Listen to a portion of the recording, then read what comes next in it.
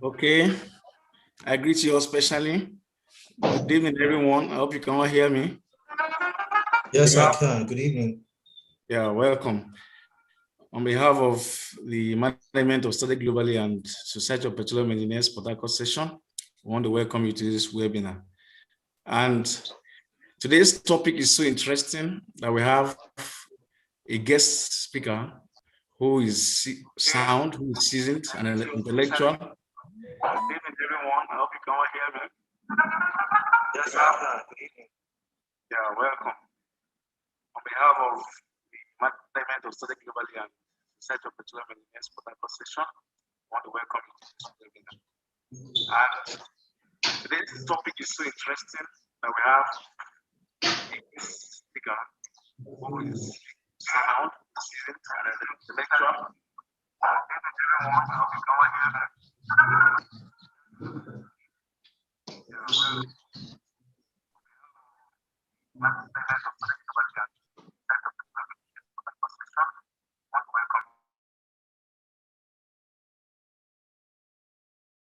Okay, sorry for the mix-up.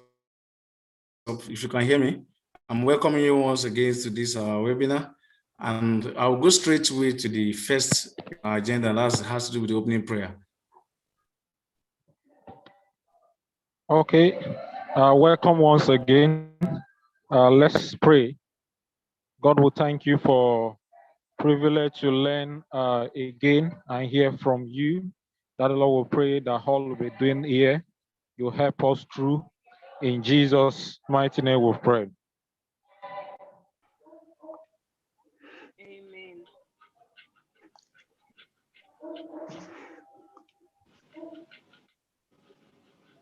Okay, straight away we go to the next agenda. That's with the opening remarks. Okay, good evening all. I welcome you once again to this month of June webinar. Of course, this webinar is organized by Study Globally Nigeria in collaboration with SP, Society of Petroleum Engineers Port Harcourt section. The theme of this webinar is International Student Admission, Challenges and Solution. Of course, we know that to get admission into Nigerian universities are very difficult, and much more getting an international admission. There are challenges, but Study Globally is the only platform that can give you that, that can take away that stress from you, those challenges. So I will advise you this evening that you should just stay intact, get your chair, your writing material, and put something down for yourself. And after the presentation, you can ask questions concerning the whatever thing you want to know concerning Study Global. We are out there for you. Now, I want you to know that there are key discussions we are going to be looking at in this webinar. We'll be looking at the bursary and scholarship tips, which country is good for you to study, applying for Chevening scholarship, the overcoming loneliness and making every point, every moment count for yourself. So as you stay in this webinar, just don't let anything to distract you. Just be focused. Be ready to receive. We have a competent guest speaker this evening. The house is fully loaded. You see people from outside Nigeria will also be joining in this webinar. This is the only platform that can facilitate anything admission outside for you. So just sit. Once again, I welcome you, ladies and gentlemen, to this webinar. Thank you.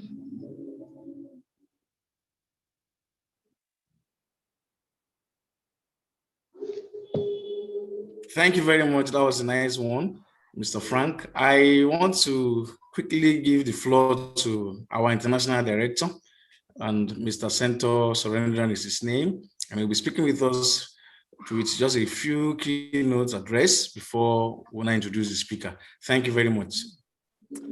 Hi, everyone. Hope you can hear me now. Good evening, everyone, as well. So my name is Santos Rendran. I'm joining you guys from Leicester. That's where I'm based. So this is Leicester from United Kingdom. So today's key discussions, as mentioned above, so it's going to be about scholarships and tips about scholarships. The keynote is that every university has these. So it's good for you guys to find out about those.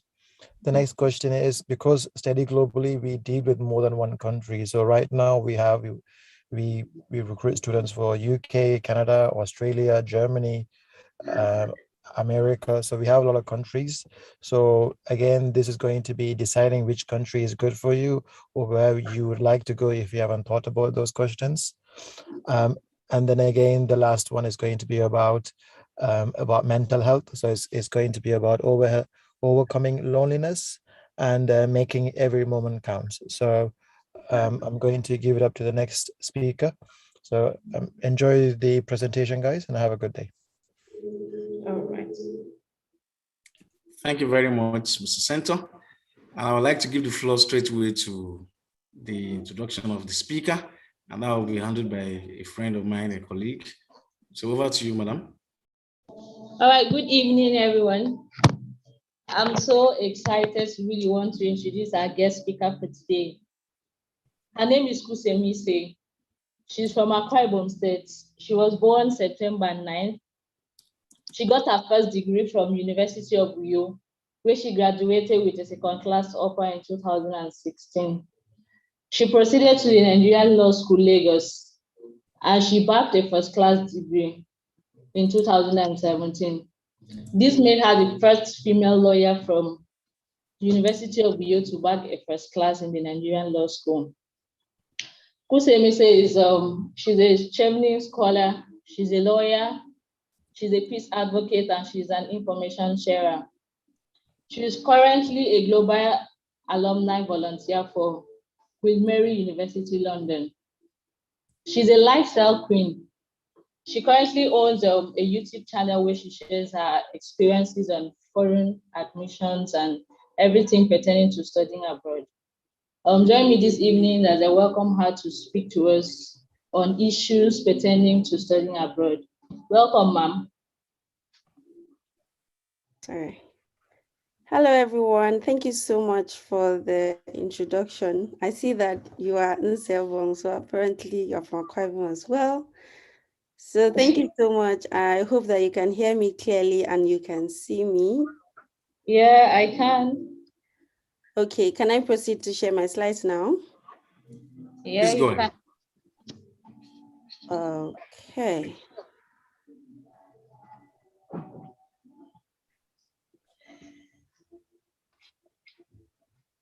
Can you see my slide now? Can you see my slide now? Yes, I can from my end, please. Okay.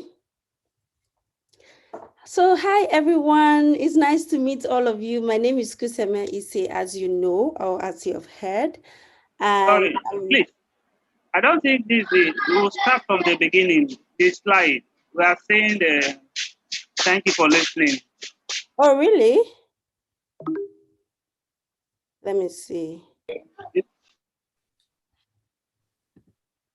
So I'm going to do that again. Are you still saying thank you for listening? No, It's from the beginning. So Okay. I put it on slide mode. That should be on full screen. It's on full screen on my laptop. Is it It's on full screen on your laptop. Yeah.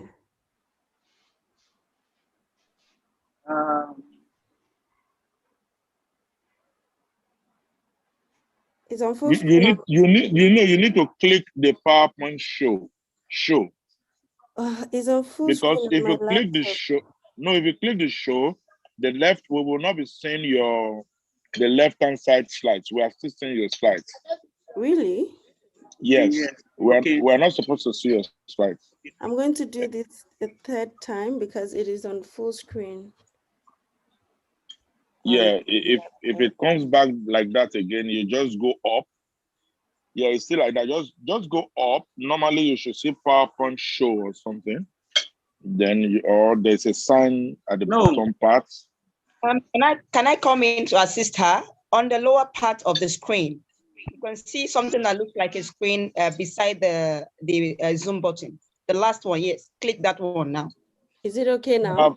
Perfect. Yes, it's Okay, thank you so much.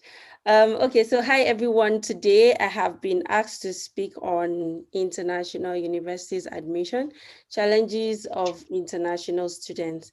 I'm aware that you all may not have the same, intentions of coming to UK because I'm currently in London. I'm studying at Queen Mary University of London, and so some people may want to go to Australia, others may want to go to Canada. But one thing I have noticed is that when it has to do with universities abroad, most of them have similar requirements. Then there may just be little peculiarities here and there. So the things I'm going to share today is basically the general requirements that you're going to see and the challenges that would maybe apply across board. But if you have any peculiar questions, you may throw it in the comment section, and if I'm able to answer, that's fine. If I'm not, I'm sure that the team at Study Global, they are capable of answering your questions. So that's what my presentation is going to be about. And I'm also aware that the audience, we have a mix of audience. There are people who are interested in undergraduate studies. I am currently doing a postgraduate master's degree. So forgive me if I may not be able to address everything that concerns undergraduates because I didn't do my undergraduate studies here. I did it back at home in Nigeria. So I'm going to try as much as possible to address any questions that has to do with undergraduate studies if I have the information. But if not, I'm sure that Study Global can address it as well. And I could also ask a few questions over here and get back to you guys later. And for these slides, I just made them like 10 minutes ago. So please forgive me if they are not as comprehensive as you may want it. And if you see any errors, just close your eyes and pretend that they are not there, okay? All right, please, if there's any issue, you can feel free to interrupt me because as I am now, I can't even see anybody. I'm only looking at my slides, so it's very boring. So please feel free to interrupt me. And if there's any question in the comments or in the chat box, let someone alert me, please. So when it has to do with universities admission, this is how it works. Generally, the schools will ask for, if you're applying for a postgraduate studies, they will ask for your undergraduate transcripts, usually the official transcripts from school. If you're applying for an undergraduate studies, they would ask for your WAEC certificates, WAEC results. They want to know exactly what you scored in the different courses, in the different subjects. And usually they want the best grades. And then there's always the test of English language certificate. This is it's just a test to show that you are able to communicate in English. Some people have made the arguments that as Nigerians, we're not supposed to be writing this test any longer because apparently we communicate in English. English is used in, communicating in school, in the workplace and all. But, some schools over here still insist that you have to, submit the IELTS or the English language requirements. So there are lots of English language tests. If you're coming to the UK, most of the schools will be asking for IELTS. But if you're going to US, there's another one called TOEFL. There are a lot of tests. But what usually happens is that the university on their specific admissions website will specify the different kinds of English language tests they accept and the grades. Okay, they will say, okay, if you're applying for an LLM, we need you to write an IELTS and we need you to score overall 8 points or 7.5. So you will take a cue from there. So once you identify the universities you want to apply to, then you can know what their English language requirement is. And then we go to the reference letters. Usually for undergraduate studies, they would ask for 2 academic references, obviously. But for postgraduate studies, they would ask for either, work or academic reference. Usually it's 2 reference letters, one from the, one from your boss, work academic reference, and the other one, what am I saying? One from your workplace, that's a work reference. The other one from your academic, maybe your professors or your project supervisor or your dean of faculty. But by all means, it has to be a reputable member of the faculty that you did your undergraduate degree or your previous, the last academic steps you have taken. And then this one is the personal statement. The personal statement is your motivation letter, like where you're trying to sell yourself and give them why exactly you are applying to the university. And then when it has to do with undergraduate requirements, undergraduate degree requirements for those who are doing postgraduate studies, the majority of schools would ask for equivalent of a 2-1 degree, that's second class upper. So they would say, we want an equivalent of second class upper degrees. For countries who have a different grading system, you would have to subject that your certificate or your transcript to be graded and be sure that, okay, it meets these requirements. But the thing is that most of these requirements, I think the one that you cannot do without is a transcript from undergraduate studies if you're going for a postgraduate degree, and the reference letters. When it has to do with English language requirements and the 2-1 requirements, I think it is just a way for, all these Ivy League universities like the Harvards, the Cambridge, the Oxfords, and in UK they call them the Russell Group of Schools. So if you browse a list of the Russell Group of Schools, you would see all the universities that make up the Russell Group of Schools. These are like the highest ranked universities in UK. So because they are highly ranked, obviously they will get lots and lots of applications around the world. So for me, I feel like these requirements, like the English certificate and the 2-1 requirements and first class requirements, is a way of limiting the number of applicants. Because once you get to, maybe you're trying to make your application and you get to the point where you do not meet these requirements, you cannot proceed. So it's a way of sifting the application so that the burden is also reduced on their part because they will not be able to admit everybody. But some other universities that may not necessarily be Ivy League schools or in the Russell Group doesn't mean they are not good, but it only means that their requirements are less stringent. Another one is the personal statement is a compulsory requirement. Some schools would ask you specific questions for you to answer in the personal statement. Other schools will not. They will just ask you to upload a personal statement. And if they ask you to upload a personal statement, it is your own place to convince them that you deserve to be admitted. So that's you selling yourself. That's you telling them why you think you are the best candidate to be admitted for that particular course. Now, let's go to the challenges, because I actually came here last year, September, and I had admissions in 7 different universities. So I can boldly tell you that I've seen a lot. So there are so many challenges, but the few that I was able to identify, the ones that are, always coming up considerably, is usually this whole degree thing. So like the undergraduate degree, 2-1, 2-2, wahala.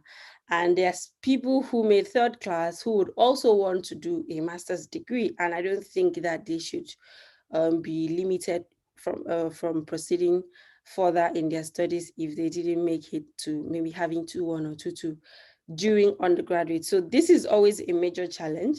If you're coming here for an undergraduate degree and you know that you are currently in maybe secondary school, or you have somebody who is interested in doing an undergraduate degree here and they are in high school, that's secondary school, you need to advise them to buckle up on their grades, because usually they will not just take your WAEC results simply because you passed.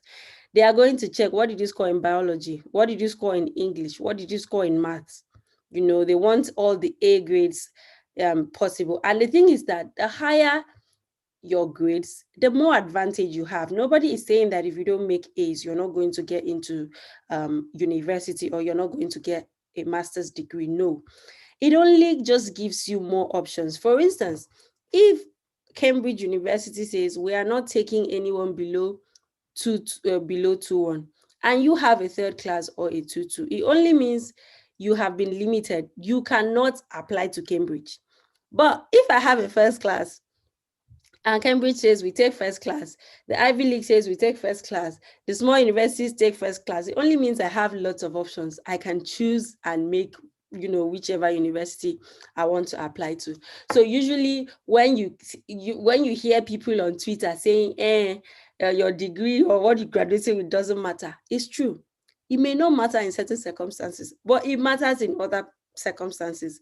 So you have to look at what you want for yourself and decide for your life. I feel like it just makes life easier for you, because I know some applications that, for the fact that I had a first class in law school, this is non-negotiable. I can apply for it.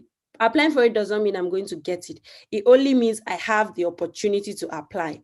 But when they limit to maybe that first class 2-2 and you didn't get there, then your options are very limited. Okay, so that's what I had to say about the grades. And another thing is, usually for master's degree, it is preferred that you also combine it with work experience. If you're currently working, that's superb. And especially if, for instance, I'm a qualified lawyer in Nigeria. I worked in a law firm, and then I moved on to work as an in-house counsel, still in the capacity of a legal practitioner. And then I'm applying for an LLM degree in the UK. So it is very easy. My career trajectory is in the same field and all of that. So it's easier for me to convince them that, oh, I did well academically, I have work experience, I'm going to contribute to the discussions and research in class if you give me the admission.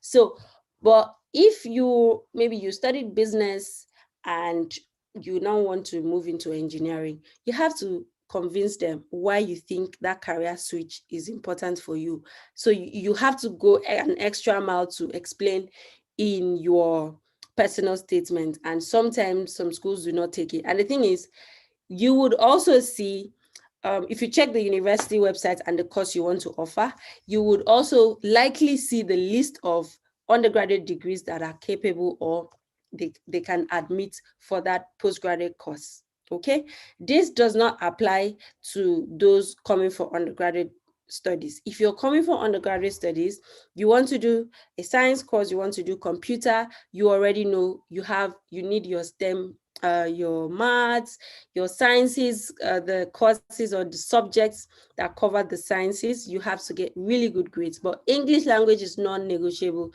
You need at least a B or an A, okay? If you have a C, they usually just still put a cap. It has to be like maybe C5 or something. But I don't think they take Ds, okay? If you're coming to do an undergraduate degree. So if you're coming to do an undergraduate degree, that your WAEC result is going to be very important. If you're coming to do a postgraduate degree, what you came out with during your undergraduate is very important. However, work experience would boost whatever you came out with. So for instance, you made a third class in your undergraduate studies, but you've had 3 years work experience, 4 years work experience in that field. You are better off than somebody who is just graduating without an experience. So in your personal statements, you can express yourself and show how you've been able to apply what you learned in school, how the experience, and then with your experience at the workplace, it is very easy for you to convince them. And to also draw a career trajectory, career path to, okay, I want to study this because I want to be this, I want to be that. And my interest in studying this is based on my experience at work because I have done this and I have done that. So if you have work experience, you are on the right track. And so I said here, the borderline cases where candidates has, so if the requirement is a 2-1, and we all know that in Nigeria, except it has changed, but back during my time, 2-1 was 3.5. So, but then you had 3.45. Okay, it is okay for you to express yourself in your personal statement that, okay, I am aware that the requirements for this course is an equivalent of a 2-1, which is a 3.5 CGPA. But I can boldly say that I made a 3.45.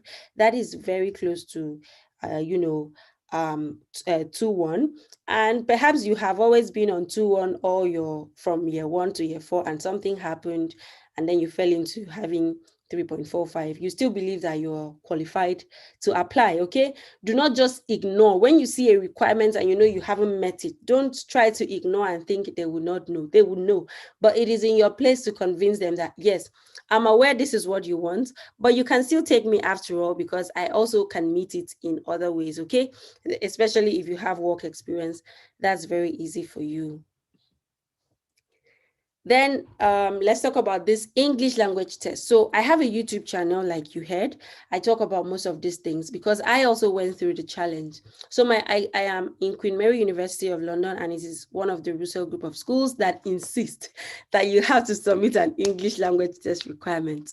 I wouldn't say maybe unfortunately for me, or I would say based on circumstances, I applied during COVID, and I had paid for my English to write IELTS, with the British Council in Nigeria, but IELTS was postponed indefinitely. And as a Chevening scholar, you first have to give Chevening an unconditional letter from a university before Chevening gives you your final award letter. And as at the time, I didn't write my IELTS, I had a conditional offer from my school. And I'm like, Queen Mary, can you give me an unconditional offer, because I need to get this scholarship? And then Queen Mary is telling me, oh, Kuseme, we're so sorry that IELTS has been indefinitely postponed in Nigeria. It is not our fault. They spoke all the English in the world. At the end of the day, they refused to waive. And I'm like, what do you guys want me to do? They now started bringing up alternative tests that you could take, Duolingo. There were online tests as well that universities, as at that time last year, were taking because IELTS was, postponed. But, I think that IELTS is more recognized. So my fear was I didn't want to write just any random test out there, so that after spending money to write that test, somebody comes to tell you, oh, we are so sorry, we cannot take this test. Or Queen Mary decides to take it, and if I want to approach Oxford, because I also applied to Oxford, Queen Mary takes it, and then Oxford says, no, we can't take it. So I didn't want to waste my money. I really needed to write IELTS, and since IELTS was postponed indefinitely, I told them that I'm not going to write any other test, and they have to give me an unconditional offer because I deserve it. Like, am I not speaking English? All the letters I wrote to you guys, all the personal statements, is it not in English I'm speaking? I schooled in Nigeria and we speak English. We speak English in school. We speak English at work. There's no English I don't speak for these people. Anyways, long and short of the story is that there are always alternative requirements to this English language test. Okay? If you are careful and if you're observant enough, you would see that in the admissions requirements or eligibility requirements, when they list all these English language requirements and the test, there is a section where they ask for alternative qualifications. And most times it's usually country specific. In some websites, you'll see something like, okay, there are alternative requirements for people in specific countries, and you should click the link to see if your country is part of them. So usually some schools take WAEC or your NECO results if your English was at least a C5. So if you did that, if you had at least a C5 in English, they'll tell you can upload your requirements. Although some schools, also require that your WAEC shouldn't be older than 5 years ago. But I don't see how that really is going to work, because you're saying that the person just left uni and wants to do a postgraduate degree. But the long and short of the story is that it is about your negotiation skills, your persuasion skills. Whatever requirement they are asking for that you feel like you don't have and you cannot get within the timeline, always try to convince them otherwise for them to give you whatever you want, okay? Try to show them that you deserve it and you can basically, whatever requirement they want, just try to let them know that they will not be at a disadvantage if they take you without that particular requirement. So what I did was, I kept on sending them emails. When they reply me telling them, oh, we are so sorry, we cannot, I send another one. I make another request. So at the end of the day, I was asked to get a letter from the registrar of my university where I did my undergraduate degree, showing that my program was done in English and that I can speak and write English comfortably. I was like, is it that one? Oma, see me running now. I had to and that time there was COVID and my university, people, they were not in school and everything, but I had to go out of my way and make sure that I get that letter. So what I would advise is that if you're applying to a school that insists that you must submit an IELTS certificate or an English language certificate, and you know that you either do not want to write or you don't have the money to write, because these tests are expensive. IELTS is about 70-something thousand, if not more. If you don't have the money to write these tests, get this letter. When you are uploading other documents, upload that letter. And then you can also include it in your personal statement that you have a copy of this letter, okay? Which they should take, which they should take as an alternative to the English language certificate. So this link that I put here is a link to my YouTube video that I shared my experience and how I was able to not write an English language test, but I was able to get into a Russell group. So if you watch that video, you will get more details on how you can navigate and, around the whole English language requirement. And then we have the transcripts. So transcripts are another challenge, because if they don't see your official transcripts, it's like you telling them, oh, I had a first class from Nigerian law school. And they're like, oh, that's interesting. Can we see evidence? And you're like, no, I don't have evidence. They will not listen to you. So transcript is not waivable. They want to see the transcript. And usually when you're making the application, it is okay to submit a student copy if you don't have an official copy. But for them to give you an unconditional offer, you have to give them an official transcript from your university. So usually what I advise people is, if you want to go to school by September 2022, this is June 2021, please start applying for your transcript, because by the time you will tell your university that it is urgent, they will be acting like they are more important. Seriously, when I applied for my law school transcript, it took these guys 3 months, if not up to 4 months, to process my transcripts. This is something that before you leave school, it is ready. And then you write them a letter, can you send my transcript to so and so universities? And then they're sleeping on it. So usually get your documents ready before you begin your application, so that you have gotten everything ready, and then they will not cause delay to your application, because these applications have deadlines. And if you don't submit them during the deadlines, nobody's going to answer you. Remember, they get applications from all over the world. So if you are not in line with their deadlines, then they don't have any basis to answer you. But if you're within your deadline and you submit a student copy of your transcript, and then they get back to you like, oh, we see that you submitted a student copy and the deadline is passed, but we needed an official copy, so we cannot offer you admission. You can tell them, oh, I have applied to my university and I'm very sure that they will send it to you within the next couple of weeks, but I already, uploaded my student copy, and you can make do with that while I ensure that I get my transcript. I know people that I was working with early this year that universities had to reject after giving them conditional offers, they had to withdraw because Nigerian universities were on strike, and the guy tried as much as possible to get transcripts, and it was all to no avail. So I beg you in God's name, start now to apply for your transcript. I beg you. If you want to do an undergraduate degree, get that your WAEC certificate ready. Okay, because that way, and then get your references ready as well. If you're getting your references, get it from at least a senior member of the faculty, like the dean of your faculty head, a professor, of course, because there are so many professors here, so they would respect a reference letter from a fellow professor in a foreign country. And also know that references are very important. There are some schools that, apart from your grades and your certificates, your work experience, they want to hear from your bosses. They want to hear from your lecturer. What kind of student are you? What kind of worker are you? Are you somebody that can be tutored? Are you somebody that can take corrections? What kind of person are you? So some referees, I also have a video talking about everything about references, so you can visit my channel for more information on that. But I have seen reference letters where the referee just wrote 2 lines. Guy, They give you some schools would say, oh, I need that. Okay, some schools would give an instructions to what your reference letter should contain. They say, okay, your referee should be able to state your leadership yes. qualities. No, but I felt you would have cooperated with us. I just feel that. Hello. Can I continue? Please go ahead. Okay, so some schools would demand that would give an outline of what they should see in the reference letter. Usually they would either say, oh, you can get these reference letters from your referee and upload it yourself, or they would say you should send a link to your referee to upload it by themselves. That one is always wahala, because most of the referees would wait till dying minute, and when the time is about to be up, they start calling you that they cannot upload, there's no internet. And by that time, you'll be scratching your head like this.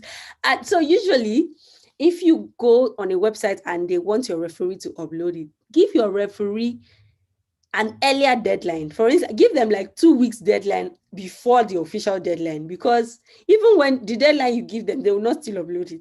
But you always have to follow up. And the content of the reference letter is very important. Imagine that you made a first class, you're working in the best company, and your boss, the work reference you're submitting is like not saying really nice things about you.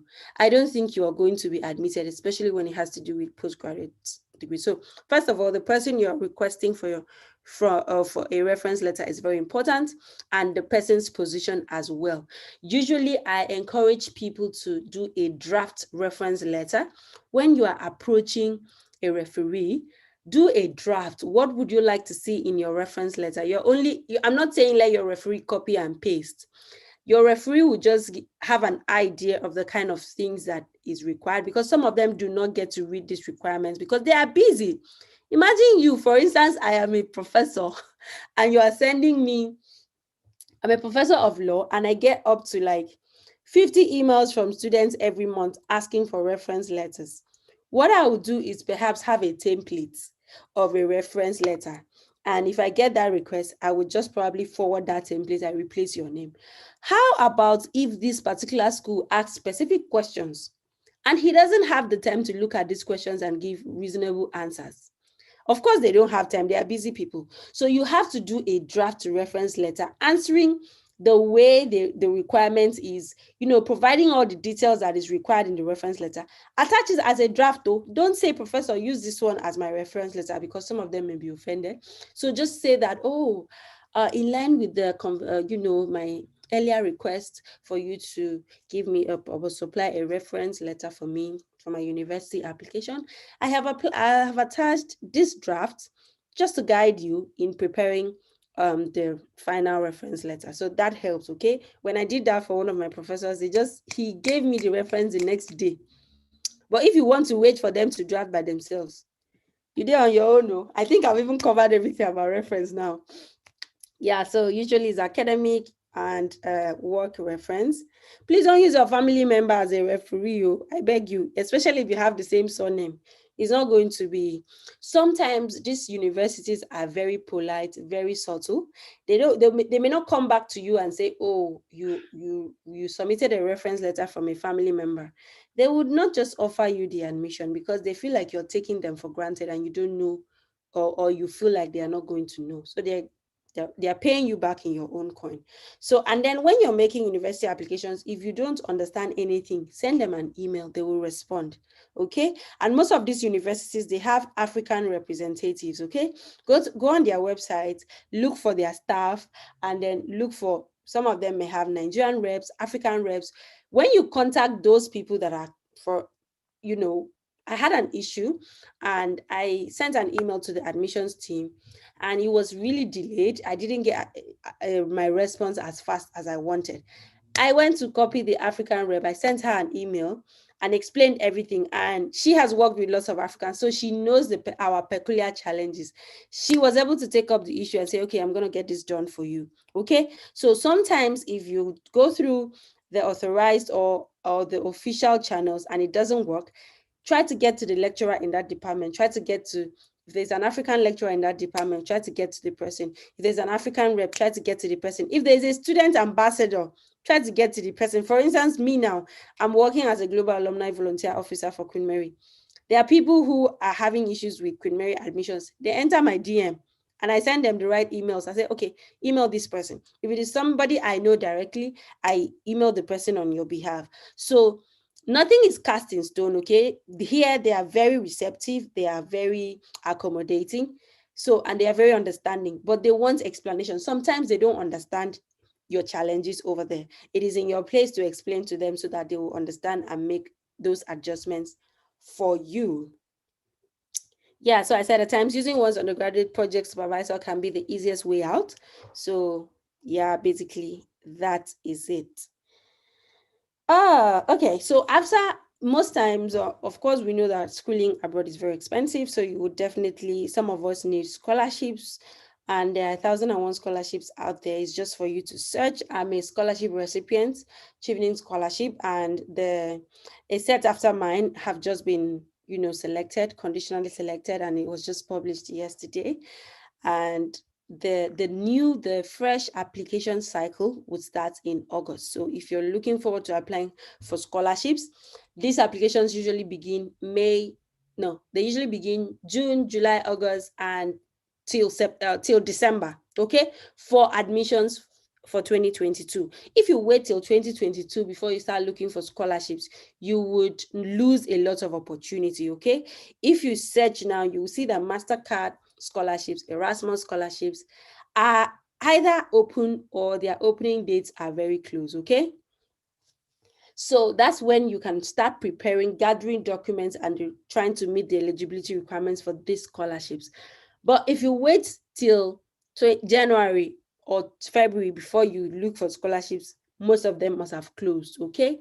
And by that time, you would now have to look for internal scholarships. So this, for like MasterCard, Erasmus, Chevening, they are external funded scholarships. But they are university funded scholarships. I have a lot of colleagues who are being funded by Queen Mary University, especially for PhD, okay?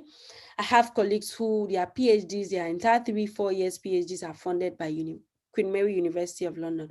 Most schools have internal funding, and usually when they give you a conditional offer, they will usually send you emails asking you if you need funding, and they will attach links to the different fundings that may be available for you. It could be a full tuition waiver, it could be 50% off, especially if you tell them that you are a self-funded student.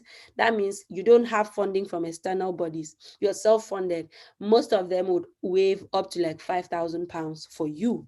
Schools in US are very expensive, and they also have internal scholarships. Schools in Germany are free. They will probably just need you to show evidence that you can survive, you can take care of yourself, usually maybe between 3 to 5 million naira. You show that you can take care of yourself throughout your school period, then you would not need to pay tuition. I don't know about schools in Australia, but I know that most of the schools in European countries are either tuition free or their tuition is not as expensive as UK and US. But if you want to compare UK and US, UK is a bit cheaper than US. So even if you are a self-funded student, try to also see if there are ways that your tuition, maybe 50% could be waived or could be reduced, or you could get internal scholarships. Sometimes, even if you don't get that scholarship before you start, when you come to school, you can still write emails like, okay, are there any scholarships available? I wasn't aware before I started. Before you know it, they could send you emails. Okay, we see that you're requesting, we have this opening, because people are always constantly funding people. They're always, all these NGOs, or they're always providing finances. So it might be that the scholarship wasn't available at the beginning, but towards the middle or end of your program, there could be scholarship, especially because if you are self-funded, you may not have to pay your tuition in full. You may just have to pay half at the beginning, or just pay the deposits and all of that. So always try to explore funding. Universities applications, and most especially finding and getting scholarships, take considerable effort. Research, okay? I may not, because I made this slide in a hurry, I do not have the links. I provide lots of links to scholarship websites. But what I can say is, if you go to my YouTube channel, there is a playlist stacked scholarship. You would see lots of scholarships there, because what I do is when I meet somebody who is funded by a specific scholarship, I bring you to the channel, come and tell us about it. What are the requirements? What did you do to become selected? When it has to do with chevening, I'm sure I've uploaded almost 30 videos on my channel about chevening. So if you want to know anything about chevening, Commonwealth Shared, then go to my channel, because everything you need is there. So it is also important to have alternatives. Do not be fixated on one country, school, or scholarship. Have several options. And at the end of the day, one or more of them would come through. So I have people who I was mentoring for Chevening Scholarship last year. And some of them, I told them, apply to other opportunities. When I see other opportunities, I send it to them, apply. Lots of them were not selected for Chevening, but some of them got Erasmus, some of them got Orange Scholarship, some of them got Commonwealth Shared. But you know, the people that were the people that only just applied for Chevening, they weren't selected, and they have to wait an additional 1 year to do another application. So that's my YouTube channel, Kuseme Ise, and follow me on Instagram. If you send me a DM, usually I may not respond immediately, but if, once I have the time, I would respond. Actually, the only way that Study Global reached out to me was via one of their members on Instagram. So most times it's usually not emails. Instagram, I'm always there. YouTube comment section, I'm always there. That's it. If you have any questions, do well to ask me. I may not answer all of them, but definitely I am always available. I'm sorry if I took more time than I was allotted, and I hope that I've been able to, help you and guide you through this process. Okay, thank you so much. That's the end of my presentation. Okay. Oh, thank you so much. Thank you very much. Thank you. Thank you. On behalf of everyone, I want to sincerely thank you, Madam Kuseme, for helping us with this. So we'd like to go to the next on our agenda, and that has to do with the question and answers. I've just lost you guys for a moment. Hi, can you hear me, guys? Yeah, go on, please. Can you guys hear me? Yeah. Yes, we can. Okay. Yeah, So I Centaur again from Director of Study Globally. So just to summarize, so what we do at Study Globally is that every students, so we have a special thing with the university where we'll be applying for the scholarship directly ourselves. Okay. So generally you will see certain scholarships that's available to us that we'll be pushing towards itself. But there are some scholarships that's limited on spaces. So you put the application through, certain universities, they'll have a quota for 10 students maybe. So if you can act fast on those, so you put the application through, you get the offer letter, and then you put also the application for the sponsor, I beg your pardon, for the scholarship, then you're more likely to get those as well. So this is what we always say, get the documents, apply as soon as possible. That'll be beneficial for you. And from ourselves, we want to help you guys. We want you guys to get scholarships, so if you can help us, then we'll be helping you as well. Okay, so that's pretty much from what we do as a company onwards itself. Okay, so I'm going to hand it back to you guys for question and answer session. Okay, thank you very, very much, Mr. Cento. That's our international director in the UK, and he just tried to tell us that you just don't have any problems getting scholarships. Just forward your documents to us, and we'll be able to advise and give you the right direction. So I'll go to the first question, and that came from one of us. Lua Busola asked this question, and I will direct this to Kuseme. And the question is, she wants to study in Canada, but she is presently having HND degree. How possible is it for her to study in Canada with that certification? Thank you. Okay, with an HND, I want to believe you have done a diploma and then you did an HND. So usually, first of all, you have to identify what do you want to study? What course do you want to study? Then start looking for universities in Canada that offer this course. Then go to their eligibility requirements. When you check their eligibility requirement, they'll tell you a degree, equivalent of this, equivalent of that, equivalent of that. And you can see that, okay, they can accept equivalent of an HND. But if at the end of this, your research, you are not still sure, write them an email, tell them that, oh, this is what I have, an HND, explain what an HND qualification is to them because they may not understand. This is what an HND is. I studied, you have to first do a diploma, then do an HND, and at the end of the, like in total, that's about 3 or 4 years study, and it is recognized in Nigeria, blah, blah, blah. Just send them an email, and at the end of the day, tell them, am I eligible with these, my qualifications to apply to your course? And if they say yes, good for you. If they say no, ask them, what should you do to be eligible? Some schools would offer like some pre-sessional courses.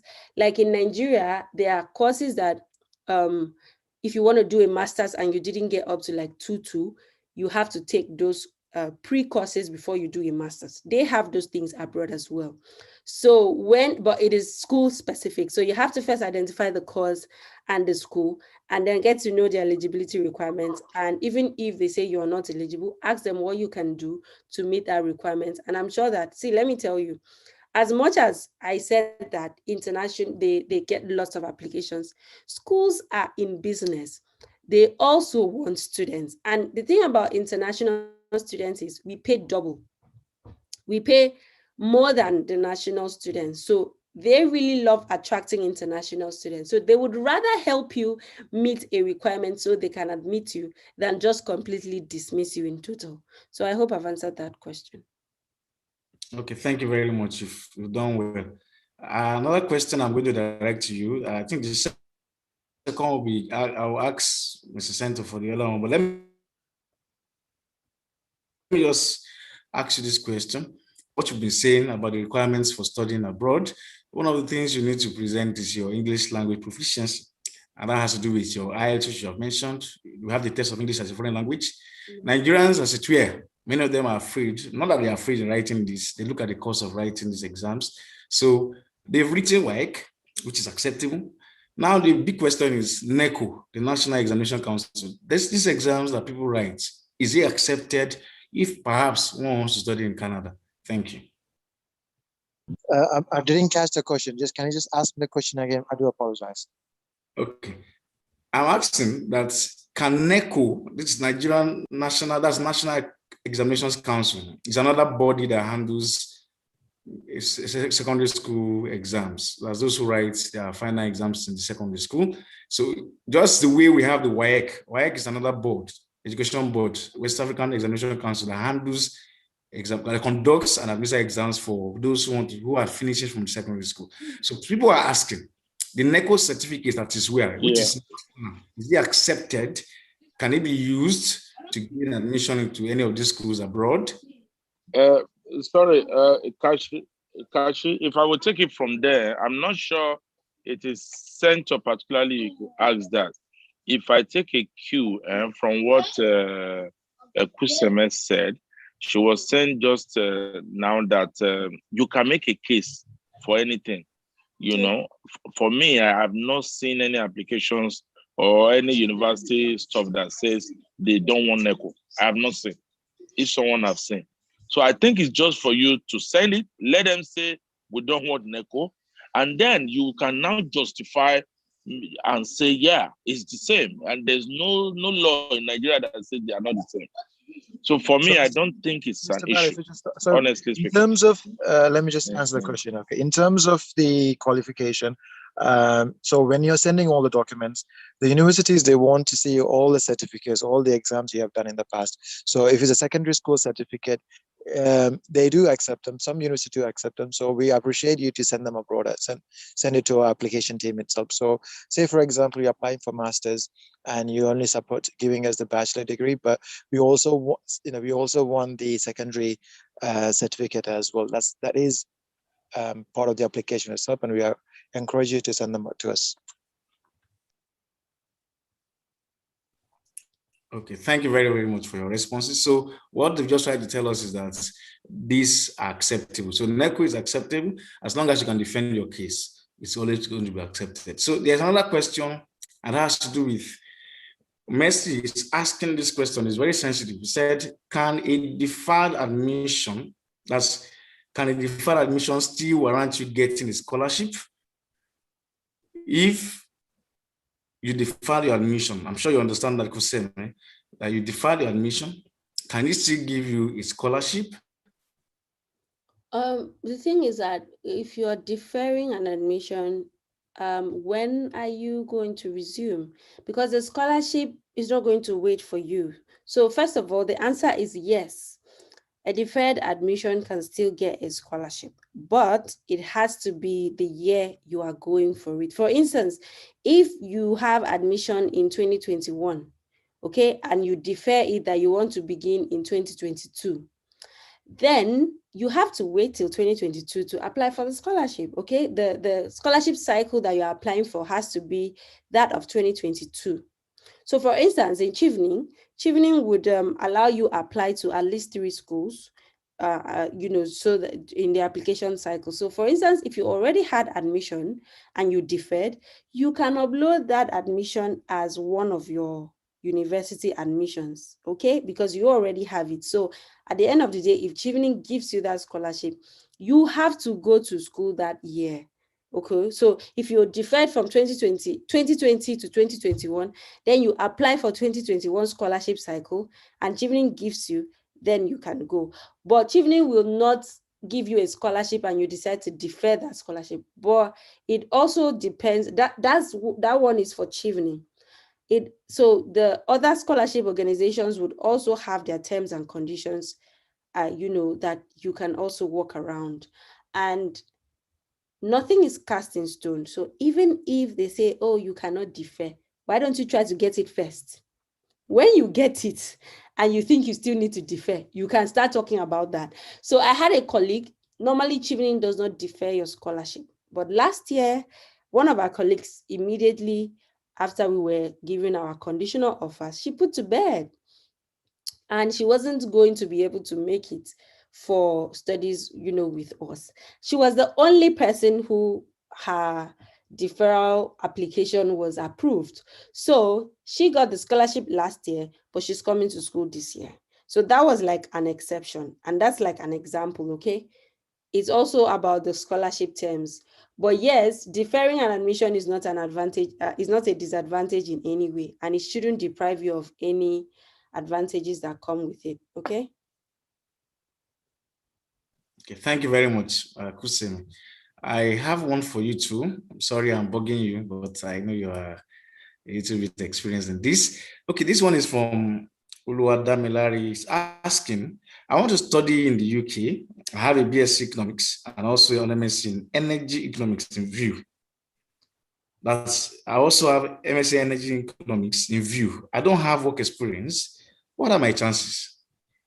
Your chances are very high. Like I said, I didn't say that without a work experience, you can't, get into school. I only said that if you had, I just used it as an instance. Imagine you had maybe bad grades in undergrad and you want to do postgrad in UK, you can use your work experience to convince them. That's what I said.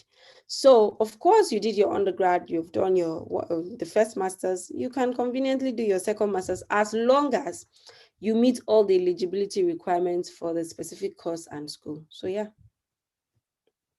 Okay, thank you very much. I think this is the last one for you, so I can round off. I got this question from someone from the chat box asked this question. So do Chevening scholarship cover all courses or are they restricted? That's an interesting question. Chevening scholarship is not restricted. You choose your course, you choose your university and all. So it covers everything, whatever you decide to apply for. But there are other scholarships that specify the courses, like Commonwealth Shared would specify courses for you and you have to pick either of the courses. But Chevening is open, whatever you want to study. Just one last thing on the scholarship, guys, okay? So right now, with the COVID and everything as well, so some universities, what they're doing is any countries that's on the red list, what happens to them is when they come to UK, they need to quarantine for, say, 14 days. So some universities, they are paying towards the hotel expense. So that's something that we've probably not covered, but we're getting more and more universities that's coming on board. Either they're helping 50%, or some universities they're giving full 100% for those students that's already pay the tuition fees and they have to quarantine in UK for say 14 days. Then we are getting some universities that they are paying towards those as well. Not every universities, but we're getting some, and we're hoping some more universities follow those suit as well. So we'll keep you updated on what universities are. I'm not sure where Nigeria is on the time being, but we have some countries that's on the red list or amber list, and these are the help that we're getting from the university itself.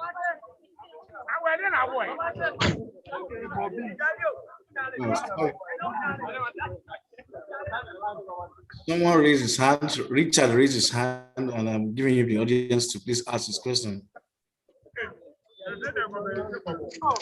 Yes, hello. Yeah, go ahead, please.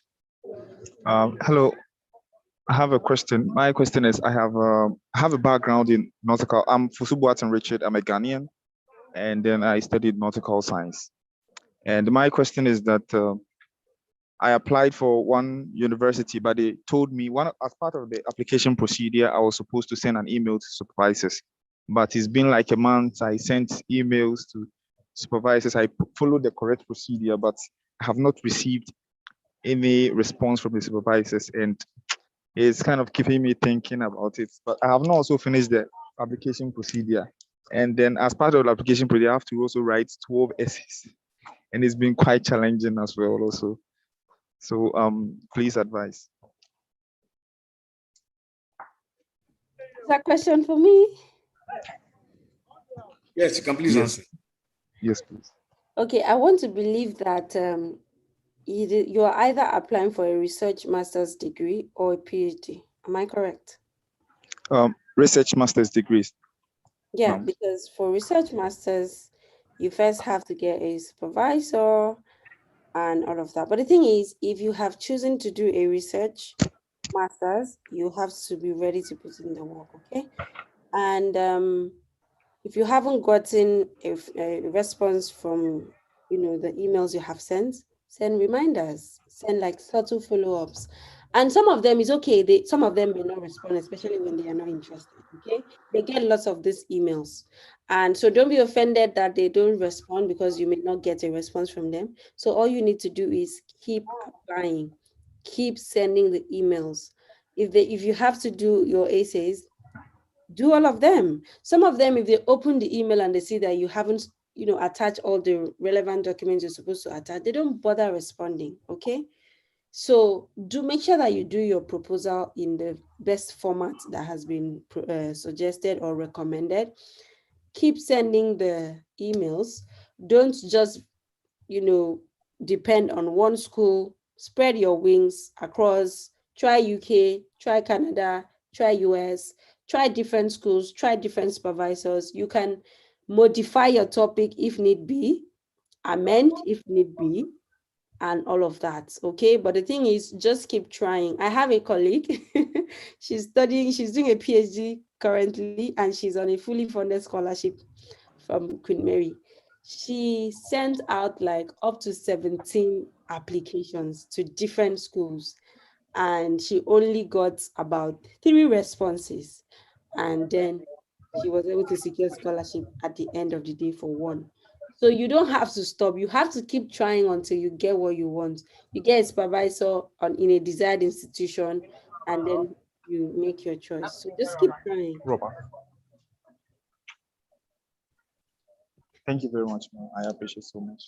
I'll keep trying. Okay, thank you very, very much, everyone. Because of our time, we need to move and progress in this meeting. So I would like to go to the next. We are through with our question and answer session.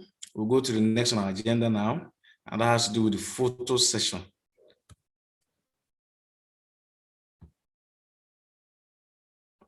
So, Mr. Uchenna, I would like you to take it from here. Okay. For the photo session, please, I want everybody to turn on their camera so we can take the photo session. Please turn on your camera so we can take the photo session, please. You may also need to stop sharing your screen so everybody can be on gallery view.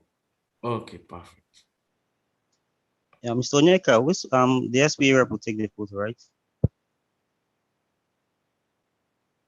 Okay. Can we all see ourselves? I'm sorry. Most places are dark.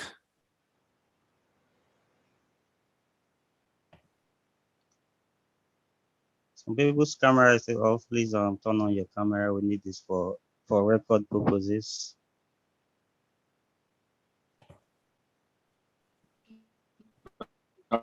I hope we'll start taking the pictures already. Just start taking it in 60 seconds.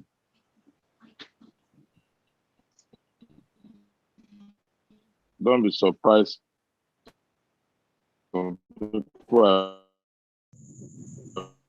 very allergic to pictures. So Mr. please, Onyeka, a little bit. If you make this thing count for the sales people that they have done a good job, so just mind.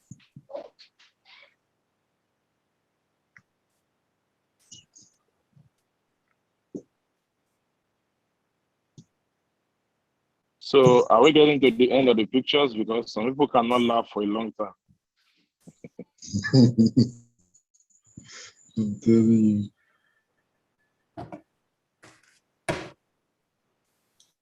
Okay, that should be all for now. Thank you very, very much.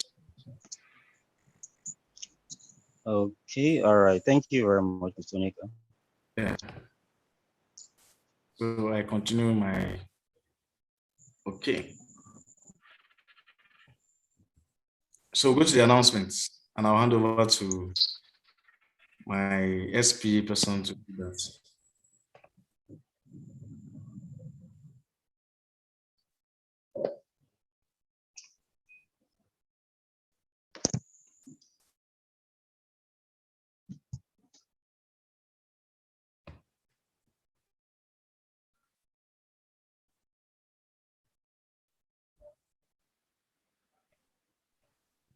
Okay, good evening all.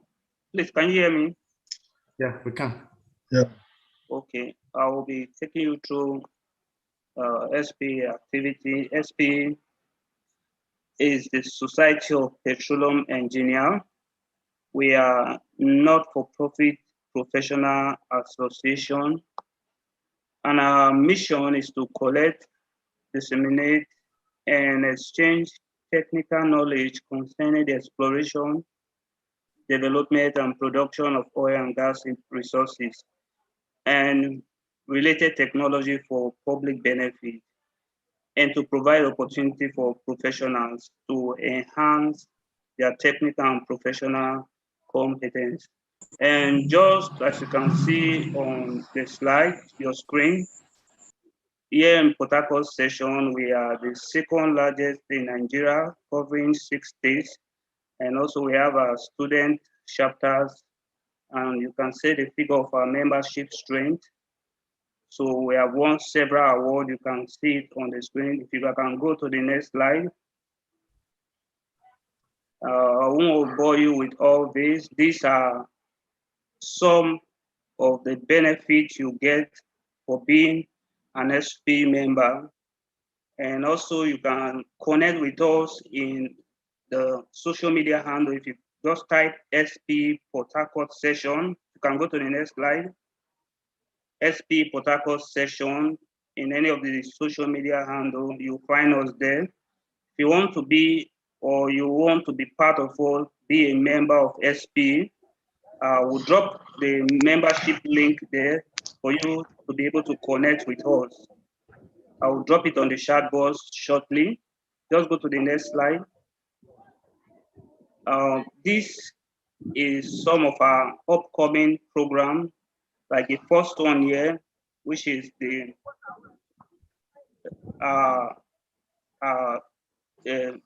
study group.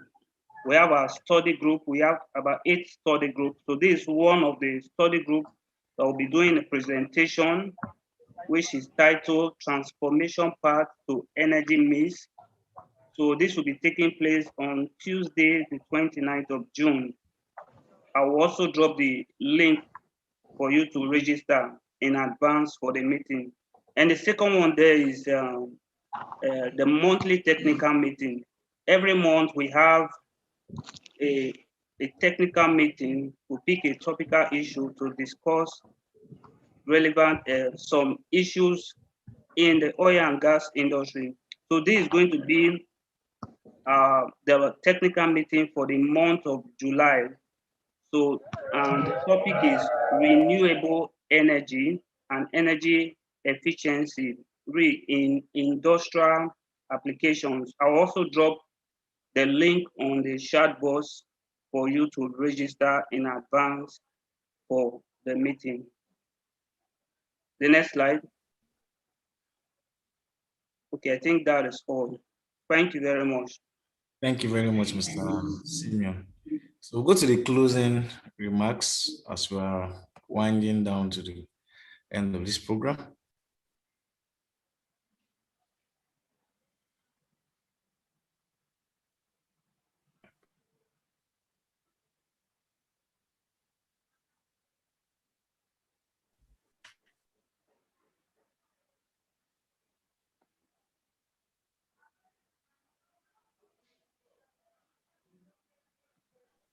Hello. Yeah.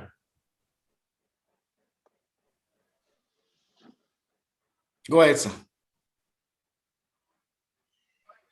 No, who is doing the closing remark? I mean, we're wasting time. Okay, so quickly, let me just appreciate every one of us for finding time to join this webinar. Study Globally has actually come to stay. We have our roots in the UK and we have our roots in Canada, Australia, and also in Nigeria. We've also had tentacles in some parts of Africa. In Ghana, we also have in South Africa. And now we're in Nigeria. And this is an opportunity for so many of us who are looking for opportunities to study abroad to cash in.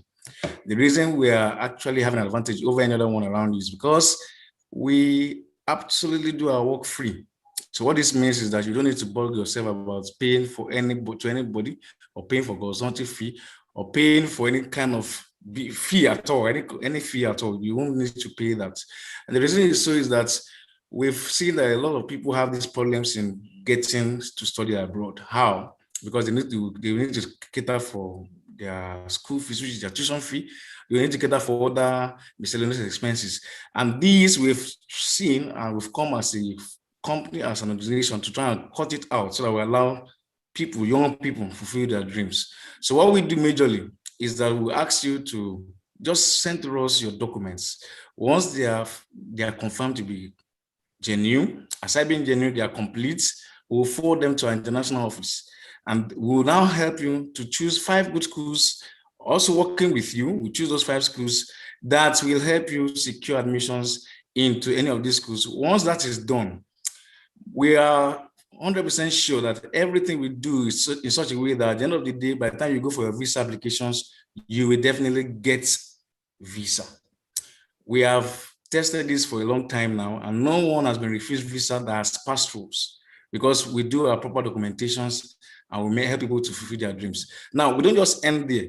By the time you find your way into the UK, for example, any part of the country or the world, you see that we help you to at least get yourself secured with the job. You have some placements. While you are at it, is to make sure that while you are working, or while you are studying, you can also work. You can also pay for your ticket for your living expenses.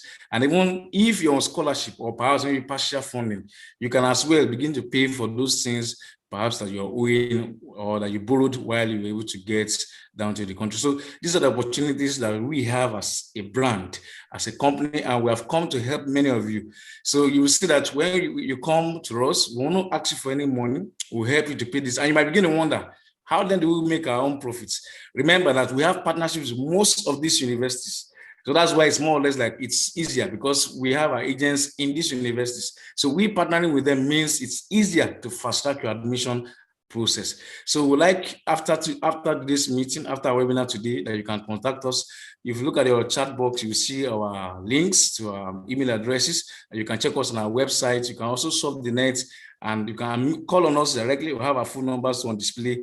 And we want to sincerely use this opportunity to thank you for partnering with us. Thank you for being part of this webinar. Sincere thanks to you all. I will be stopping at this point and hand over to my colleague who will give the vote of thanks before we now say our closing prayer, then we can call it today. Thank you very much. Good evening, everyone. Good evening.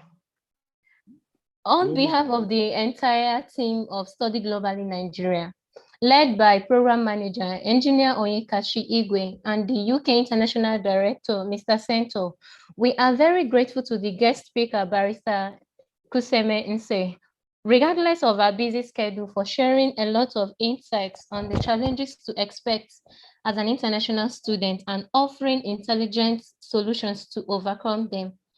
It has been an interesting and interactive section. Thankful to all the participants for attending and making the whole section an interesting one. Study Globally Nigeria is a dedicated indigenous educational consultancy providing a one-stop solutions to all your international educational needs. Kindly visit our website at www.studyglobally.com/Nigeria. You can also check our social media platforms on LinkedIn, Twitter, Facebook, and Instagram. We will continue to get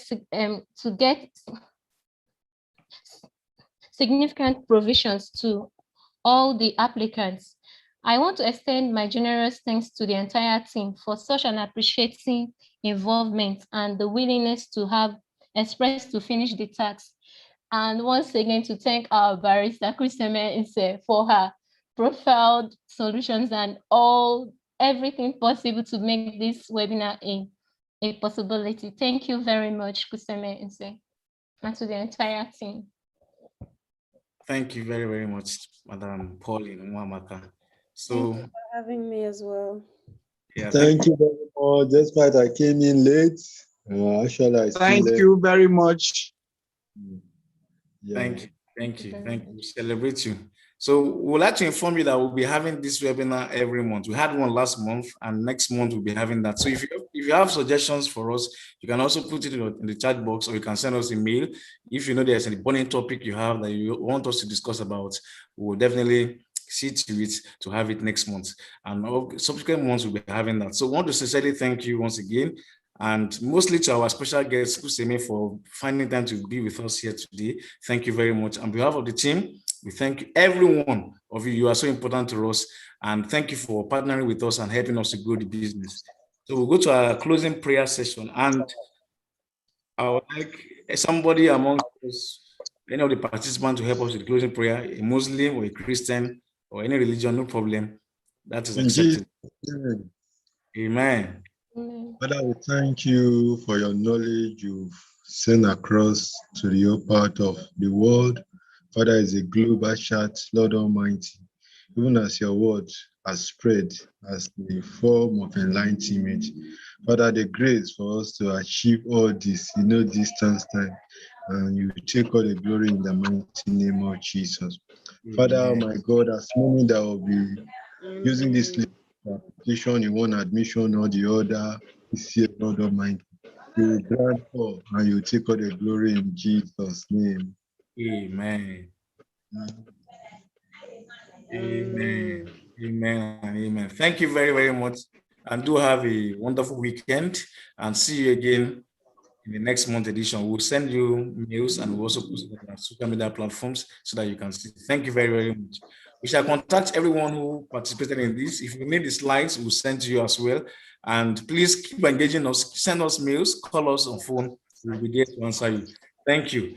Enjoy the rest of the weekend. God bless you all. Bless you too. God bless you too.